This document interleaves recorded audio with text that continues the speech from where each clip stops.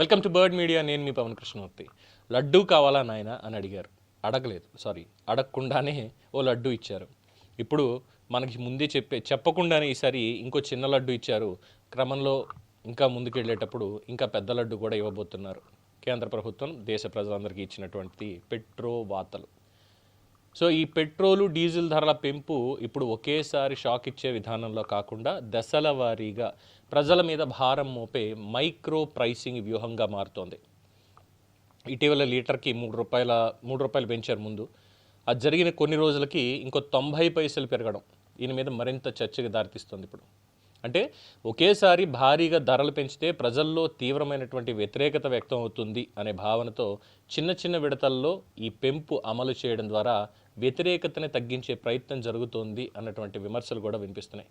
గతంలో కూడా అంతర్జాతీయ మార్కెట్లో ముడి చమురు ధరల ఆధారంగా రోజువారీ 20 పైసలు 30 పైసలు చొప్పున ధరల్లో మార్పు ఉండేవి. అయితే ఇప్పుడు ఆ విధానాన్ని మరింత వ్యూహాత్మకంగా ఉపయోగిస్తున్నట్టు కనిపిస్తోంది. వారానికి లేదా కొద్ది రోజుల వ్యవధిలో చిన్న మొత్తాల పెంపులు చేయడం వల్ల ప్రజలకి ఒక్కసారిగా భారం అనిపించదుట. కానీ నెలాఖరికి చూసేసరికి అదే పెంపు 4 నుంచి 5 రూపాయల వరకు చేరే పరిస్థితి ఏర్పడుతోంది. ఇప్పుడు ఇక కేంద్ర ప్రభుత్వ పన్నుల విధానం కూడా ఇంధన ధరల నిర్మాణంలో కీలక పాత్ర పోషిస్తోంది. అంతర్జాతీయ మార్కెట్లో ముడి చమురు ధరలు భారీగా పడిపోయిన సమయంలో కూడా వినియోగదారులకి పూర్తి స్థాయిలో లాభం బదిలీ కాలేదు అన్న విమర్శలు గత కొన్నేళ్లుగా చేస్తూనే ఉన్నాం. కేంద్ర ఎక్సైజ్ సుంకాలు, అదనపు సెస్సుల ద్వారా ప్రభుత్వ ఆదాయం పెరిగింది. అంటే క్రూడ్ ఆయిల్ ధరలు తగ్గినప్పుడు వచ్చే లాభంలో పెద్ద భాగం ప్రభుత్వ ఖజానాకే వెళ్ళింది. కానీ వినియోగదారుల వరకు పూర్తిగా చేరలేదు.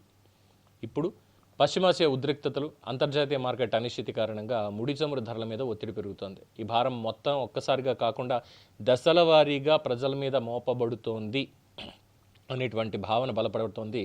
చమురు మార్కెటింగ్ కంపెనీలు కూడా రాజకీయ ప్రతిచర్యలను దృష్టిలో పెట్టుకుని గ్రాడ్యువల్ ప్రైస్ అడ్జస్ట్మెంట్ విధానాన్ని అనుసరిస్తున్నాయి.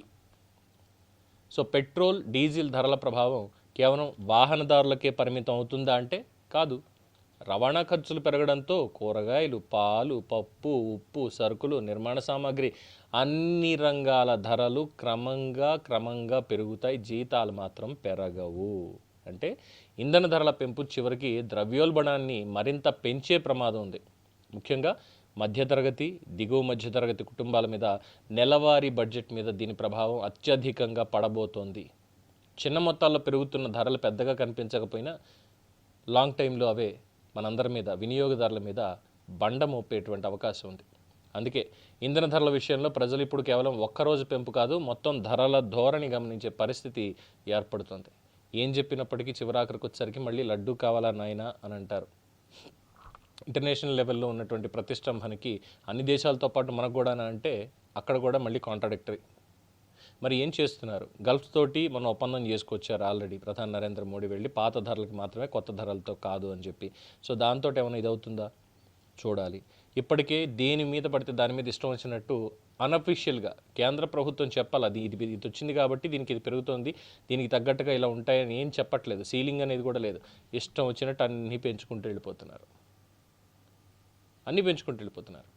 గ్యాస్ ఎక్కడ పడితే అక్కడ బ్లాక్లో అమ్మడాలు. ఇంకేం చెప్పాలి? ఒక భారీ ఆర్థిక సంక్షోభం అయితే ఖచ్చితంగా మనకి ఆర్థిక అత్యయిక స్థితి అయితే మన నెత్తి మీద, మధ్యతరగతి వాళ్ళ మీద చాలా గట్టిగా పడబోతోంది. జాగ్రత్తగా ఉండాలి అనేది కొంతమంది నిపుణులు చెప్తున్నటువంటి అంశం.